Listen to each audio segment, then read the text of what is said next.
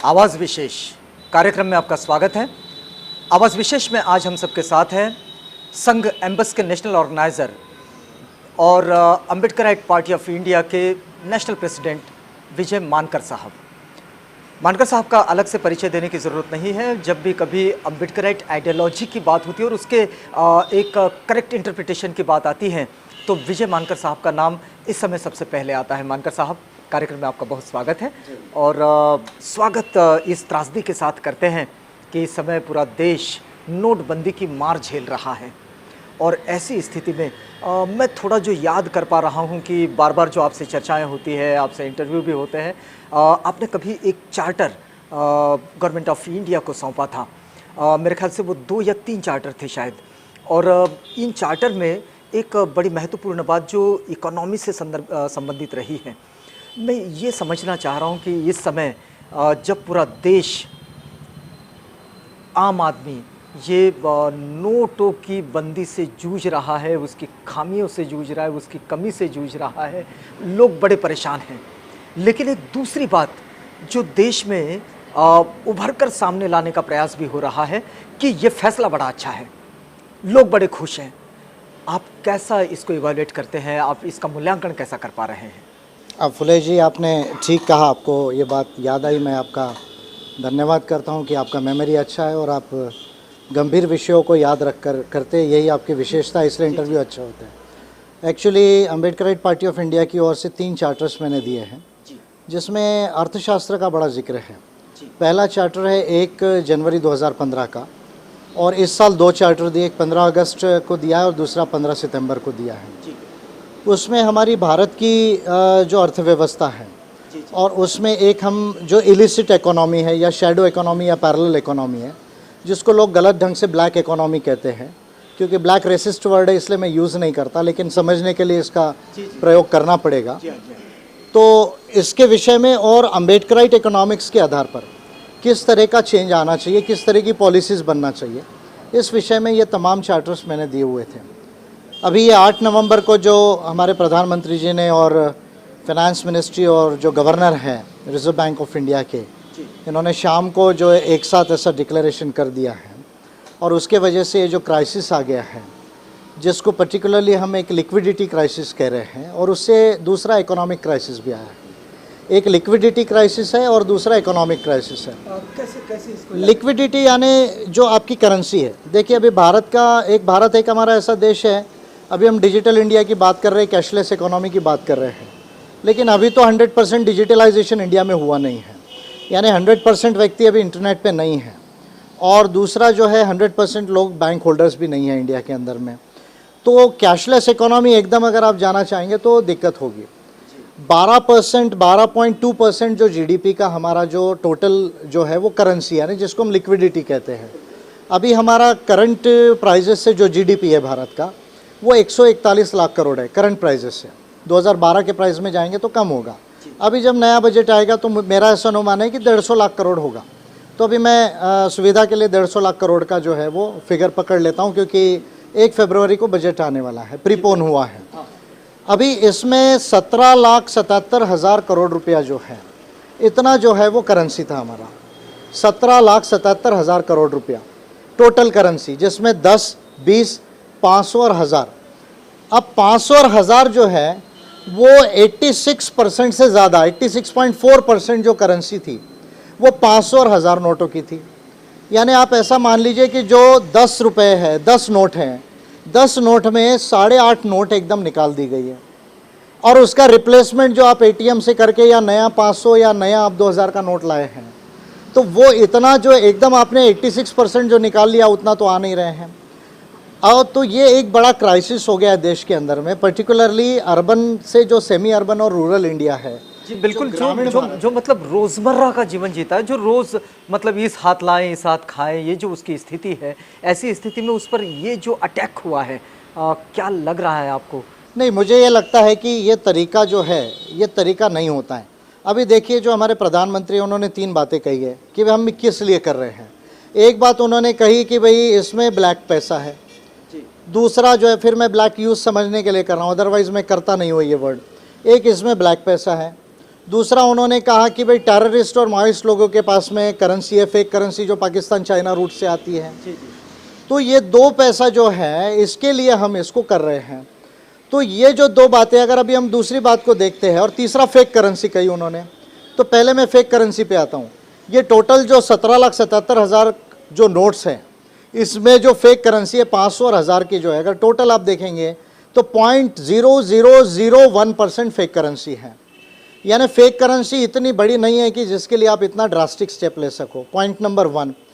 Point number 2 जो है, आप कह रहे हैं कि 6%, ज़्यादा से ज़्यादा जो ब्लैक का पैसा है वो 6% में है, बाकी तो सब लैंड में, गोल्ड में और शेयर्स में है। तो अब 6% अगर मैं पकड़ लूँ तो अब 17.5 जो लाख करोड़ है, 17,77,000 करोड़ है, उसका 6% आप निकाल लीजिए तो आप हार्डली जो है एक कितना होगा, 1 लाख करोड़ के आसपास जो है वो ब्लैक का पैसा होगा एक्चुअली कैश फ्लो में। तो मुझे ऐसा लगता है इस चीज़ के लिए इतना जो ड्रास्टिक स्टेप लिया गया है, वो ड्रास्टिक स्टेप लेना मुझे लगता है कि उचित नहीं है। दूसरा, अगर आप 2300 करोड़ रुपया के जो नोट्स 500 और 1000 के, या 500 और 2000 के अगर आप छापेंगे, तो आपकी जो प्रिंटिंग कैपेसिटी है इंडिया के अंदर में, चाहे वो देवास में है, नासिक में है, या बेंगलोर में है, या और भी जगह है, तो आपको 7 महीना लगने वाला है। तो 7 महीना plus ATM calibration, 2 lakh ATMs है आपके देश में, उसमें 1,20,000 लगभग चल रहे हैं। 4 में से 1 ATM केवल मेट्रो सिटीज़ के अंदर है, यानी 3 ATM सबअर्बन में और रूरल में बिल्कुल नहीं है। 30% से ज़्यादा भारतीयों को बैंक सर्विसेज ही नहीं है भारत के अंदर में, रूरल और सेमी अर्बन एरिया इंडिया में। तो ये जो तरीका है, मैं समझता हूँ कि तरीका और इसका जो टाइमिंग था, क्योंकि अभी आपका नया सीज़न आया बुआई का, जिसको हम जो है वो रबी क्रॉप कहते हैं, तो रबी क्रॉप का भी समय आया हुआ है, मैरिजेस सीजन्स भी है, प्लस जो है स्मॉल स्केल इंडस्ट्रीज़ है, मीडियम स्केल इंडस्ट्रीज़ का भी प्रोडक्शन का जो है वो ये होता है। तो मुझे लगता है कि टाइमिंग तो गलत हुआ ही है, साथ में मेथड गलत। जब हमें इसमें किसी तरह का कोई आर्थिक लाभ नहीं हो रहा है इकोनॉमी के क्षेत्र में, तो ऐसी स्थिति में इसको करने का क्या मतलब रहा होगा? आपको क्या लग रहा है, क्या ये जो 1990 में जो नई आर्थिक नीति हमारे देश ने अडॉप्ट की, क्या ये उससे कोई संबंध बनता है इसका, कि जिस तरह से हमारे यहाँ जो मल्टीनेशनल कंपनीज़ आना है, मल्टीनेशनल कंपनीज़ रिटेल मार्केटिंग में आना है, और प्राइवेटाइजेशन जो हो चुका है, इन सारी चीज़ों पर क्या परिणाम जाता है इसका? क्या ये उनको प्रभावित करता है? इसमें 4-5 चीज़ें हैं। एक तो पहले हम ये समझेंगे कि it is a no cost no profit exercise. जैसे मान लीजिए आपका 6% अगर ब्लैक में कैश है, तो इसमें कई लोगों ने तो सोना भी खरीद लिया है, नोट भी बदलवा लिए हैं, तो आपको हाथ में 1-1.25 लाख करोड़ बहुत हो गया तो डिस्ट्रॉय होगी करेंसी। अब इसका जो कॉस्ट है 0.5% GDP आपका गिर रहा है। अभी 1.5 लाख करोड़ में 0.5% अगर मैं कहूँ तो लगभग 75,000 करोड़ रुपए का आपको तो डायरेक्ट GDP में लॉस हो रहा है, प्लस 20,000 करोड़ रुपये आपको जो है ये प्रिंटिंग और ATM और ये रिकैलिब्रेशन में आ रहा है, प्लस इसमें एम्प्लॉयमेंट और जो आपकी बिजनेस साइकिल और जाएगी। तो मुझे लगता है कि no profit no loss business सही है। एक बात, इससे गवर्नमेंट ऑफ इंडिया को, हमारे रेवेन्यू को, हमारे जो रेवेन्यू अकाउंट है उसमें कोई बहुत बड़ा हमको बेनिफिट होने वाला नहीं है। सेकेंड एंगल जो है, जो महत्वपूर्ण बात है, कि अभी जो हमारे देश के NPAs है, non performing assets and restructured loans, तो वो दिसंबर 2015 तक जो है वो 7.5 लाख करोड़ थे लगभग, जो अभी बढ़कर लगभग 8.5 लाख करोड़ हो गए हैं। यानी वो ऐसा लोन जो बड़े बड़े उद्योगपतियों को और बैंकों ने दिया, बिना तमाम चीज़ों को देखे दिया, और वो लोन अभी आपको रिपेमेंट करने के लायक नहीं है, क्योंकि रिपेमेंट करने की जो कोशिश है पिछले 1-1.5 साल में केवल 35,000 करोड़ वापस आया। 7.5 में 35,000 करोड़ वापस आया, फिर वो बढ़ के जो है 8.5 लाख करोड़ NPA हो गया। अभी बैंक में जो लिक्विडिटी नहीं थी, वो बैंक में ये लिक्विडिटी किसी तरह वापस आए। मान लीजिए अभी आपका जो ये 17,77,000 करोड़ रुपया है, उसमें 500,000 का मेन है, 14,30,000 करोड़ 500 और 1000 की नोट्स थी, तो मेजर 86 करेंसी आपकी जो है वो 500,000 की थी। ये वापस बैंक में आए और वो लीगलाइज हो जाए, और फिर जो है वो लोन फिर से देने के लिए जो है वो इजी लोन जो है देने के लिए कंपनीज़ को हो जाए। यानी पुराना लोन रिकवर नहीं करना, नया लोन देना, ये इसके पीछे एक टिपिकल मकसद है, जिसके ऊपर में हम जो है वो बिल्कुल जो है वो डाउट नहीं कर सकते हैं। यानी 8.5 लाख करोड़ को रिकवर किए बगैर फिर जो है 6-7-8 लाख करोड़ रुपए लोन देने की तैयारी गवर्नमेंट ऑफ इंडिया और रिजर्व बैंक और वेरियस बैंक्स कर रही है। तो ये एक पहलू है इसके अंदर का, जिसको हमें समझने की ज़रूरत है। लेकिन दूसरा जो पहलू है, ठीक है, हम मान लेते हैं कि टेररिस्ट और माओइस्ट लोगों की कुछ करेंसी इसमें डिस्ट्रॉय हुई है, कुछ फेक करेंसी भी डिस्ट्रॉय हुई है, हम इसको मान लेते हैं। वो करेंसी वापस घूम के नहीं जाएगी आपकी 2500 वाली, इसकी कोई गारंटी नहीं है। 2 महीना 4 महीने में फिर वो घूम के जा सकती है। एक इशू है।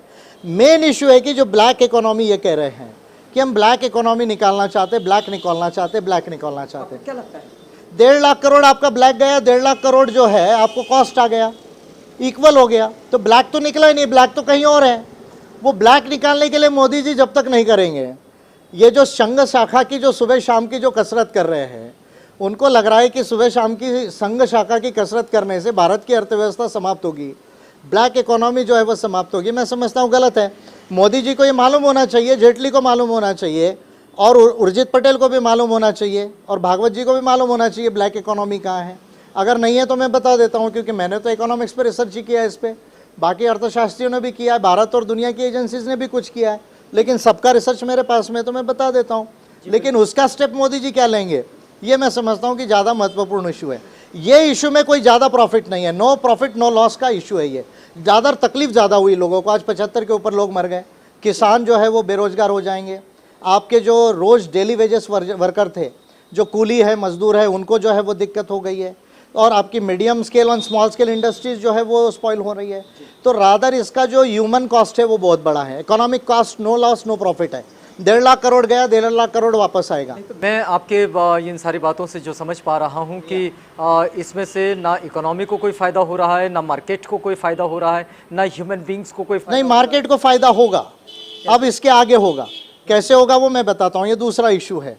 मार्केट को फ़ायदा होगा, लेकिन जो कास्ट कैपिटलिज्म है, जातीय पूंजीवाद, जो भारत की ब्लैक इकोनॉमी देश में जमा करके रखी हुई है, वो सबसे महत्वपूर्ण मुद्दा है। ये जातीय पूंजीवाद कैसा? जातीय पूंजीवाद ऐसा है, अभी कल 2 दिन पहले क्रेडिट सुसाई का रिपोर्ट आया। क्रेडिट सुसाई एजेंसी जो है दुनिया भर की जो वेल्थ है उसका सर्वे करती है, सबसे ऑथेंटिक रिसर्च माना जाता है दुनिया के अंदर में। यानी वर्ल्ड बैंक के अलावा अगर किसी एजेंसी को मान्यता है दुनिया में तो क्रेडिट सुसाई एजेंसी है। तो इसने कल 2 दिन पहले रिपोर्ट दिया, उसमें कहा कि 1% भारतीयों के पास 54.8% वेल्थ हो गई है, यानी लगभग 55% जो संपत्ति टोटल, चाहे फिनेंशियल एसेट्स हो, नॉन फिनेंशियल एसेट्स हो, चल अचल संपत्ति, चाहे वो जमीन हो, चाहे वो बिल्डिंग्स हो, चाहे वो सोना हो, ज्वेलरी हो, बुलियन हो, या शेयर मार्केट हो, या बॉन्ड्स हो, या एफडीज हो, 55% टोटल भारत की संपत्ति 1% लोगों के पास है, और 10% लोगों के पास में 81% हो गई है। अभी 2 दिन पहले रिपोर्ट आया है, समझ रहे हैं? तो अगर मैं 1990 का डेटा उठाकर देखूं, जब भारत में एलपीजी आया, जिसको मैं मनमोहन मोन्टेक मॉडल कहता हूं, जब रेगन और मार्गरेट थैचर ने ग्लोबलाइजेशन लाया 79 में, उसके लगभग जो है 12 साल 13 साल बाद भारत में जब आया, वहाँ का डेटा अगर मैं देखता हूँ तो उस समय भारत में केवल 55 लोगों के पास 35,000 करोड़ रुपया था। केवल 55 लोगों के पास 35,000 करोड़ रुपया था। अभी भारत में 2 लाख लोगों के पास में 240 लाख करोड़ का वेल्थ है, उससे ज़्यादा हो गया है। ये कैसे हो गया? ये कौन सा इकोनॉमिक्स है कि 20 साल में 25 साल में जिनके पास 35,000 करोड़ रुपया था वो 250 लाख करोड़ के आसपास में उनके पास में वेल्थ हो गया? ये कौन सा इकोनॉमिक्स है? What is the percentage of growth? और ये कास्ट कैपिटलिज्म जो हुआ 1% लोगों के पास, 10% लोगों के पास, इसके लिए जो न्यू लिबरल पॉलिसी है भारत की, जो इकोनॉमिक पॉलिसी है, जो कैपिटलिज्म है, उसको भारत में लाया गया और केवल 5% लोगों के हाथ में उसको दिया गया। तो ये मेन जड़ समस्या है। मानकर साहब इस बात को आगे बढ़ाएंगे। हम लोग इस समय जो बातचीत कर रहे हैं आवाज़ विशेष में विजय मानकर साहब से, जो कि संघ एम्बस के नेशनल ऑर्गेनाइजर हैं और अम्बेडकराइट पार्टी ऑफ इंडिया के राष्ट्रीय अध्यक्ष, और उनसे ये जो बातचीत हो रही है, इस बातचीत को आगे बढ़ाएंगे। एक छोटे से ब्रेक के लिए रुकते हैं, लेकिन जब ब्रेक के पार हम लोग मिलेंगे तो कास्ट कैपिटलिज्म पर भी बात करेंगे, और जो हमारे देश का सांप्रदायिक और राजनीतिक जो पूंजीवाद है उस पर भी बातचीत करेंगे, और उसे हम इस समय की नोटबंदी के परिप्रेक्ष्य में समझने का प्रयास करेंगे। बने रहिएगा आवाज़ इंडिया के साथ। ये क्या मजाक है? 50% लोगों के लिए 1000 करोड़ रुपया? तो आप ओबीसी का हेड बनाओ और लगभग 20% 25% जो पैसा है वो बजट में ओबीसी के लिए डालो, डीटीएनटी के लिए डालो।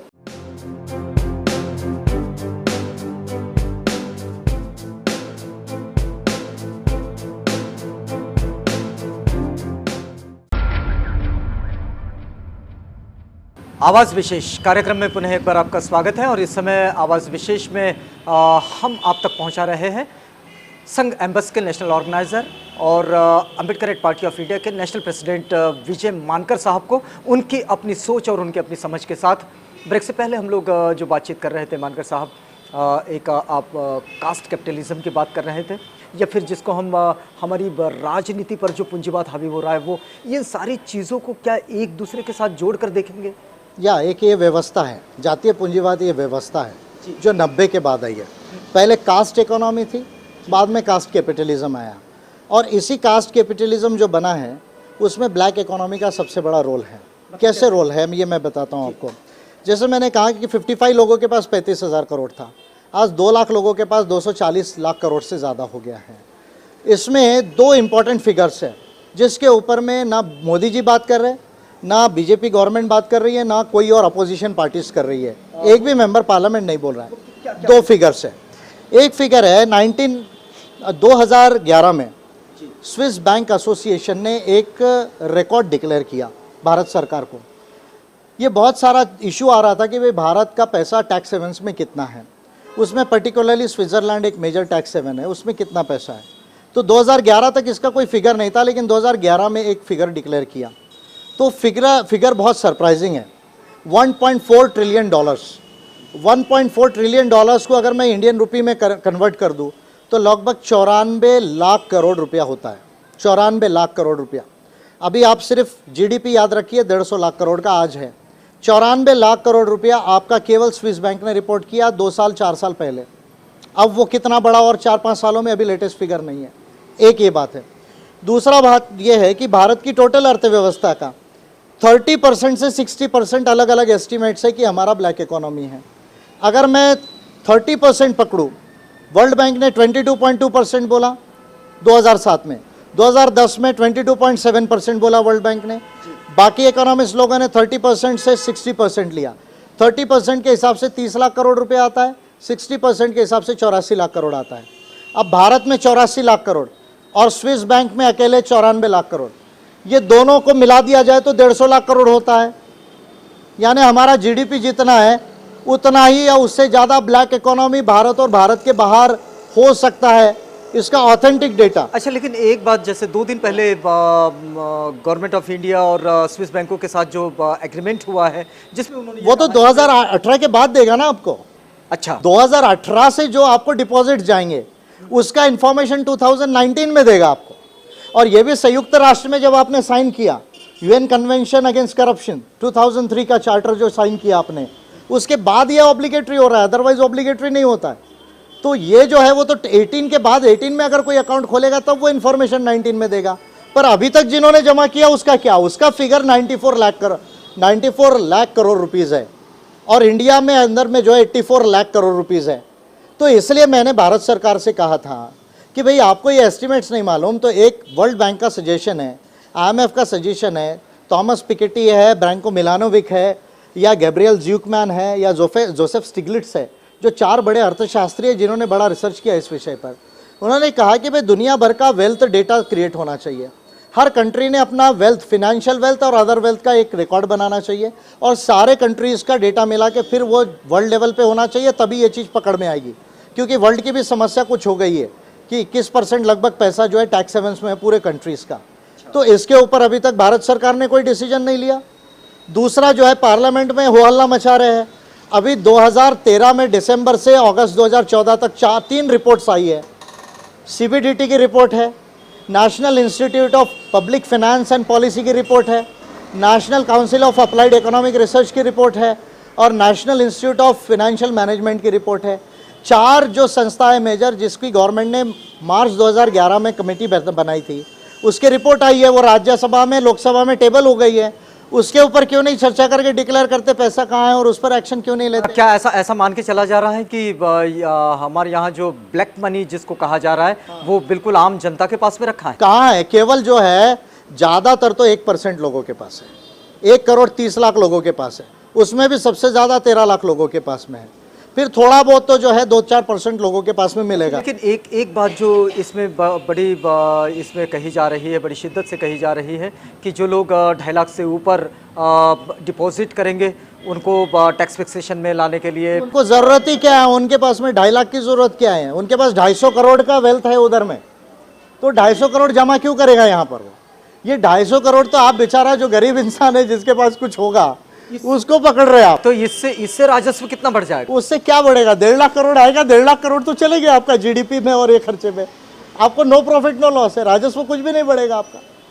अच्छा, लेकिन ये इतने पूरे इन 15-20 दिनों में, 15-16 दिनों में जैसे जिस तरह से पूरा मार्केट गिरता जा रहा है, इसका क्या असर जा सकता है, क्या लगता है? नहीं, मार्केट अभी गिर रहा है क्योंकि आपकी बिजनेस साइकिल अभी ब्रेक हो गई है, लेकिन अभी ये जो बैंक में 10 लाख करोड़ से ज़्यादा पैसा आएगा, अभी 5 लाख करोड़ से ऊपर तो आ ही गया है, प्लस पुराना 5 लाख करोड़ सर्कुलेशन में है, 17,77,000 में जो है बैंक्स के पास में 11-12 लाख करोड़ जब पूरा आएगा तो चीप लोन्स वापस देंगे, तो फिर कंपनी इसको मिलेगा, तो मार्केट फिर जो है वो बाउंस बैक कर जाएगा। तो ये टेम्पररी फिनोमेना है मार्केट का, रादर इसमें मार्केट को ही ज़्यादा फायदा होगा, सबसे ज़्यादा मार्केट को कोई लॉस नहीं है। तो फिर अंततः कौन सी कंपनीज इसमें बड़ी होने की संभावना दिखती है? जो कंपनीज एस्टैब्लिश्ड है, जिनका नेटवर्क इंडिया और बाहर है, उनको फ़ायदा है। जो इंडिया के अंदर में स्मॉल स्केल और मिडिल स्केल इंडस्ट्रीज़ है उनको लॉस है, गरीबों को लॉस है। जब तक ये जो मैं 150 लाख करोड़ भारत और भारत के बाहर का निकाल के बजट में नहीं आता और वो केवल पावर्टी और इनइक्वालिटी को समाप्त करने के लिए नहीं लगाया जाता, तब तक के भारत में ये विषमता और ये गरीबी समाप्त नहीं होगी, पिछड़ापन समाप्त नहीं होगा। क्या मोदी जी ये डेयरिंग कर सकते हैं? पार्लियामेंट में रिपोर्ट रखी हुई है, मेरे तीनों चार्टर में मैंने फिगर्स दिए हुए हैं। मैं जेटली जी को डायरेक्ट पूछ रहा हूँ, मोदी जी को डायरेक्ट पूछ रहा हूँ, अरे भैया पार्लियामेंट से क्यों भागते हो, क्यों डर रहे हो आप, इतना इमोशनल हो रहे, इतना इमोशनल हो रहे? ये क्या लव ब्रेक हार्ट ब्रेक हो गया आपका? डेली इमोशनल हो रहे आप। एक बार कोई इमोशनल हो तो अच्छा लगता है, आप इधर डेली गोवा में जाते वहाँ रोते, फिर वहाँ जाते वहाँ रोते, क्या ये आपका लव ब्रेक हो गया? आप इमोशनल हो रहे हो? आप बड़े मैच्योर्ड इंसान हो, ये रोने धोने का ड्रामा बंद करो। पार्लियामेंट में वाइट पेपर लाओ आप कि ब्लैक इकोनॉमी कहाँ कहाँ है और वो इकोनॉमी कैसे हम निकालेंगे, इस पर वाइट पेपर लाना चाहिए मोदी जी ने। एक रिपोर्ट ऑलरेडी पार्लियामेंट के अंदर है, ऑफिशियल रिपोर्ट है, उसको आउट करो और वाइट पेपर लाओ और कहो कि यह सारा पैसा हम निकालेंगे, ये तकलीफ जो छोटी मोटी हो गई इसको अभी आप ईज आउट करो, इसको सर्कुलेशन बढ़ाओ, इसको ईज आउट करो, ये जल्दी ख़त्म हो जाएगी 1 हफ्ता 2 हफ्ते में अगर प्रॉपर इसको मैनेजमेंट किया तो। और जहाँ सही में पैसा है उसको वापस लाओ। मैं मोदी जी से कहना चाहता हूँ कि आप ये 1 करोड़ 30 लाख लोगों पर एक्शन लेने के लिए तैयार हैं, तभी माना जाएगा कि आप सही में इस देश की अर्थव्यवस्था को ठीक कर रहे हैं। ये मोदी इकोनॉमिक्स का जो जाल है, ये इससे ये देश ठीक नहीं होगा, अम्बेडकराइट इकोनॉमिक्स पे आना पड़ेगा। क्या उसके मीम्स हो सकते हैं? एक तो ये आपको 150 लाख करोड़ जो है आपको लाना पड़ेगा नेशनल बजट में टैक्सेशन में। अगर इसका 20-30% भी आता है तो आपका 30 लाख करोड़ से आपका बजट बढ़ सकता है। यानी अभी 22 लाख करोड़ का जो आपका बजट है उसमें आप 30 लाख करोड़ अगर मिला दो तो आपका बजट जो है वो 50 लाख करोड़ से। इस बार बजट तो अपने वक्त से पहले आ रहा है, जानबूझ के उसको प्रीपोन किया क्योंकि डेमोक्रेट पार्टी इसके लिए कोई सजेस्ट कर रही है? सजेस्ट तो कर रही है। 20 तारीख को हम जन आंदोलन कर रहे हैं दिसंबर को, और एक बहुत बड़ा चार्टर फिर से दे रहा हूँ मैं। और मैं कह रहा हूँ कि भाई अभी पैसा आया, आपने बहुत बात किया, मैं गरीबों के लिए कह रहा हूँ। तो सबसे ज़्यादा गरीब इस देश में SC/ST है, सबसे ज़्यादा गरीब DT/NT है, OBC का तो आपने बजट का हेड ही नहीं बनाया। तो मैं ये कह रहा हूँ आपका अभी 24-25 लाख करोड़ का बजट होगा इस साल का, मुझे मालूम है। उसमें एक काम करो, 25% तो सीधा SC/ST को दे दो आप, यानी 5 लाख करोड़ रुपया SC/ST को दे दो सब प्लान के अंदर, कंपोनेंट प्लान के अंदर। और उसमें का 5 लाख करोड़ में से 1 लाख करोड़ SC/ST एंटरप्रेन्योर्स को दे दो बिजनेस करने के लिए, क्योंकि आपके लोग बिजनेस कर रहे हैं, आप अमीर हो जाते, हम लोग अमीर नहीं होते। दूसरा, OBC का हेड बनाओ बजट के अंदर में। ये क्या मजाक है, 50% लोगों के लिए 1000 करोड़ रुपया? तो आप OBC का हेड बनाओ और लगभग 20% 25% जो पैसा है वो बजट में OBC के लिए डालो, DT/NT के लिए डालो, माइनॉरिटीज़ के लिए डालो, और प्योरली जो है इक्वालिटी बजट के लिए पैसा लगाओ। इक्वालिटी बजट, डिस्क्रिमिनेशन को समाप्त करने के लिए बजट। 2 इंडेक्स बनाओ, डिस्क्रिमिनेशन एंड डिप्रिवेशन इंडेक्स, कौन कौन कम्युनिटी में कितना कितना पिछड़ गए, कौन कौन से क्षेत्रों में पिछड़ गए। हम जो बजट लगा रहे हैं, हम जो पॉलिसी लगा रहे हैं, वो नॉन लैप्सेबल होना चाहिए, नॉन डाइवर्टेबल होना चाहिए। इसके लिए लॉ लाओ पार्लियामेंट में कि SC/ST सब प्लान या OBC का अगर हम बजट बनाएंगे तो ये पैसा जो है उसका लॉ होगा कि वो कई दूसरे काम में खर्चा नहीं होगा और लैप्स भी नहीं होगा, आपको पूरा खर्चा करना पड़ेगा। आप ये चीज़ें करो, फिर शिक्षा है, फिर स्वास्थ्य है, फिर रोजगार है, आवास है, संपत्ति है, एंटरप्रेन्योरशिप है और सोशल सिक्योरिटी है। ये जो 6 चीज़ें हैं इसके ऊपर में इसको इन्वेस्ट करो और इक्वालिटी प्लानिंग से ये जो है डिस्क्रिमिनेशन को समाप्त करो। दूसरा, टैक्सेशन सिस्टम को चेंज करो। आपका टैक्सेशन सिस्टम प्रोग्रेसिव नहीं है। जो 10 लाख कमा रहा है उस पर भी 30% और जो 1 करोड़ से ज़्यादा कमा रहा है उस पर भी 30%। आप 10 लाख के अंदर वालों को 10 लाख तक के जो है वो कम करो ना, आप 20-22% करो, और जो 50 लाख 1 करोड़ जा रहा है उस पर 2-2, 3-3% के स्लैब बढ़ाओ। आप इस तरह से प्रोग्रेसिव टैक्सेशन करो तो आपका टैक्स बेस बढ़ेगा, टैक्स का आपका रेवेन्यू ज़्यादा आएगा। एक बात। दूसरा, जो इनहेरिटेंस टैक्स है, आज फादर ने कमाया बच्चे को ट्रांसफ़र कर रहा है, उस पर कोई टैक्स नहीं है। सिर्फ आप रेवेन्यू का जो गिफ्ट टैक्स है, गिफ्ट डीड है या विल डीड है, उससे ट्रांसफ़र होता है। इनहेरिटेंस टैक्स, अगर माँ बाप ने कमाई है बच्चे को जा रहा है, उस पर आप 5-10% टैक्स लगाओ। आप उसके बाद में कैपिटल गेन्स के टैक्स जो है उसको बढ़ाओ। उसके बाद शेयर मार्केट पे ट्रांजैक्शन टैक्स लगाओ, ग्रीन टैक्सेस लगाओ कंपनी के ऊपर में, और इसके साथ साथ जो है ये तमाम चीज़ों के साथ में आप मंदिरों के संपत्ति के अंदर में उसको टैक्स लगाओ 30-40% से ऊपर, और एग्रीकल्चरल इनकम पे टैक्स लगाओ। 6 लाख से ज़्यादा अगर कोई कर रहा है उसका स्लैब कम रखो, लेकिन 6 लाख अगर कोई एक परिवार अगर कमा रहा है एग्रीकल्चर में, तो आप अगर यहाँ 6 लाख पे अगर 20% लेते हैं अभी, तो उस पर आप 10-12% से लगाओ, लेकिन टैक्स एग्रीकल्चरल इनकम पे लगाओ। क्योंकि अभी जो 6 लाख से ज़्यादा कोई किसान कमा रहा है वो कोई गरीब किसान नहीं है, वो जो है कहीं ना कहीं पूंजीपतियों के पैसे से ये सारी एग्रीकल्चर चल रही है। तो टैक्सेशन पॉलिसी को आपको चेंज करना पड़ेगा। केवल जीएसटी एक हो गया, ये इनडायरेक्ट टैक्स है, इससे नहीं होगा, डायरेक्ट टैक्सेस को भी चेंज करना पड़ेगा आपको। और ये तमाम पैसा बजट में लाके human rights plan, equality plan and gender plan में इसको खर्चा करना पड़ेगा, तब जाके जो है वो भी नॉन डाइवर्टेबल, नॉन लैप्सेबल ये होना चाहिए। जहाँ तक मैं याद कर पा रहा हूँ शायद ये सारी चीज़ें आपने चार्टर में लिखी है। बिल्कुल लिखी है, और अभी मैं और फैक्ट्स एंड फिगर्स के साथ क्या जब आपने 15 अगस्त को ये चार्टर पहुँचाया, क्या इसका कोई जवाब आया है? इसका जवाब आया, आपके लिए बता रहा हूँ, बड़ी खुशी की बात है। नेशनल ह्यूमन राइट्स कमीशन ने इसको एक्सेप्ट कर लिया और गवर्नमेंट ऑफ इंडिया को नोटिस दिया है कि 2 महीने के अंदर आप क्या एक्शन लिया है इसको जो है आप इंटीमेट करो, अदरवाइज़ फिर हम इस पर बड़ा इंक्वायरी जो है वो स्टार्ट करेंगे। तो अभी नेशनल ह्यूमन राइट्स कमीशन ने 27 अक्टूबर को इस पर जो इशू किया है। दूसरा जो है फिर सोशल जस्टिस मिनिस्ट्री और ट्राइबल मिनिस्ट्री को अलग से और एक पिटीशन का रेफरेंस गया है कि भाई उन्होंने भी इस पर ये तमाम चीज़ें करना चाहिए। और अभी जो मैं ये इकोनॉमिक्स को लेके कर रहा हूँ, ऐसा मान लीजिए थोड़ा बहुत चार्टर का भी रोल है इसमें, ये जो पैसा निकल रहा है, पर ये गलत ढंग से निकल रहा है, किसानों को, गरीब लोगों को इसका नुकसान नहीं होना चाहिए था। तो मैंने कहा था कि ये जो 150 लाख करोड़ से ज़्यादा जो होता है कैलकुलेशन दोनों इंडिया और अब्रॉड का, वो निकालो, वो निकाल के लाओ, इससे तभी ज़्यादा फ़ायदा होगा। ये तो गलत ढंग से इन्होंने किया है। इसका थोड़ा प्रॉफिट हो सकता है जाली नोट समाप्त करने में, टेररिस्ट का पैसा समाप्त करने में, पर इसका इकोनॉमी को कोई बहुत बड़ा प्रॉफिट नहीं है ये नोटबंदी का। तो ये तमाम चार्टर्स की वजह से ये हो रहा है। ऑल इंडिया जुडिशल सर्विसेज में रिजर्वेशन आ रहा है, पार्टियों को चुनाव लड़ने के लिए पैसा मिल रहा है, सबसे पहले मैंने देश में बोला, तो वो बात हो रही है देश के अंदर, एक एक चीज़ हो रही है। और मैं अभी भी इनसे कह रहा हूँ मोदी जी से और गवर्नमेंट से, जल्दी करो। ये जो एक्शन है ये क्या सेंसरशिप है? ये इकोनॉमिक सेंसरशिप एक्सक्लूजन है। एक्सक्लूजन इसको कहा जाता है। कास्ट कैपिटलिज्म में एक एक्सक्लूजन की फिनोमिना है कि हम तो कमा लेंगे लेकिन आपको नहीं कमाने देंगे, हम तो अमीर रहेंगे लेकिन आपको अमीर नहीं होने देंगे। तो ये इकोनॉमिक इनइक्वालिटी में जो एक्सक्लूजन है, ये एक्सक्लूजन की प्रोसेस है।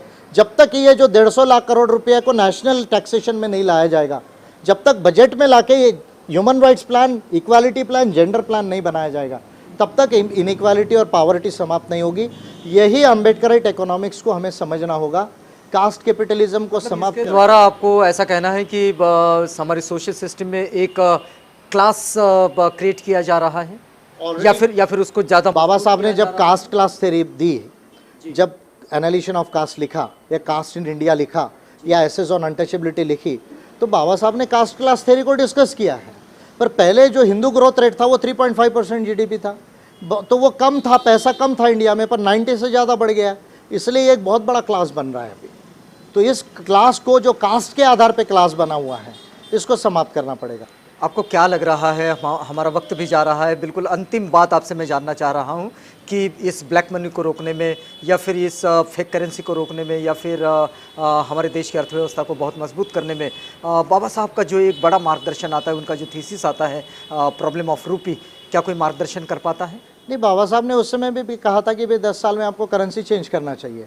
पर ये तो नहीं कहा था कि रातों रात आपको बंद कर देना चाहिए। या फिर उसको repeat तो करना चाहिए। उसको जो है वो धीरे धीरे चेंज किया जाता है, या उसको एकदम से ख़त्म नहीं किया जाता है। 15 दिन, 1 महीने का, 2 महीने का, अन्य देशों ने भी किया है। 15 दिन से 2 महीने का समय लेते हैं वो। उसकी एक प्रोसेस होती है, करेंसी को चेंज करना पड़ता है, अदरवाइज़ जो है फेक करेंसी उसमें आती है या गलत यूज़ में जाती है या कैश होल्डिंग हो जाती है। ये तो इकोनॉमिक्स का प्रिंसिपल है।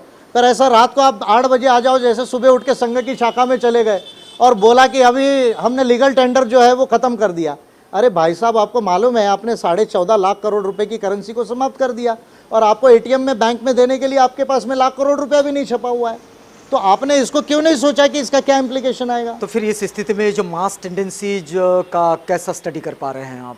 नहीं, मासेस को तो इंडिया में इकोनॉमिक्स समझा ही नहीं है।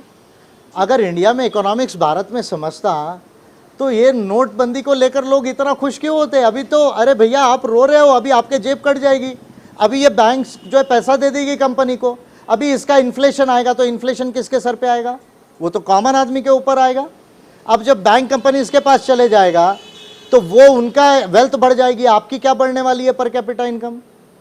तो भारत के अंदर में मुझे ऐसा लगता है कि अर्थशास्त्र को, भारत के लोगों को जितना धर्मशास्त्र समझता है उतना अर्थशास्त्र अभी तक नहीं समझा हुआ है। तो भारत के लोगों को अर्थशास्त्र में जातीय पूंजीवाद को समझने की ज़रूरत है और उसके आगे जाके अम्बेडकराइट अर्थशास्त्र को समझने की ज़रूरत है। भारतीय अर्थशास्त्र को समझने के लिए और फिर अर्थव्यवस्था को समझने के लिए जो अम्बेडकराइट्स अर्थशास्त्र है, अम्बेडकरवादी इकोनॉमी जो है उसको समझना बहुत ज़रूरी है, और इसके साथ जो जातीय अर्थशास्त्र है उसे भी समझना ज़रूरी होगा। अम्बेडकराइट पार्टी ऑफ इंडिया के नेशनल प्रेसिडेंट और संघ एम्बस के नेशनल ऑर्गेनाइज़र विजय मानकर साहब से ये बातचीत हो रही थी। मानकर साहब, आप हमारे साथ हैं, इस पूरी व्यस्तता में भी आपने हमसे इतनी शिद्दत से इतना वक्त देकर बातचीत की। इस पूरी बातचीत के लिए आपका बहुत धन्यवाद। मित्रों, में आपने इतना बने रहिएगा आवाज़ इंडिया के साथ। प्रोग्राम आगे भी जारी है। आवाज़ विशेष में यहाँ पर रुकते हैं।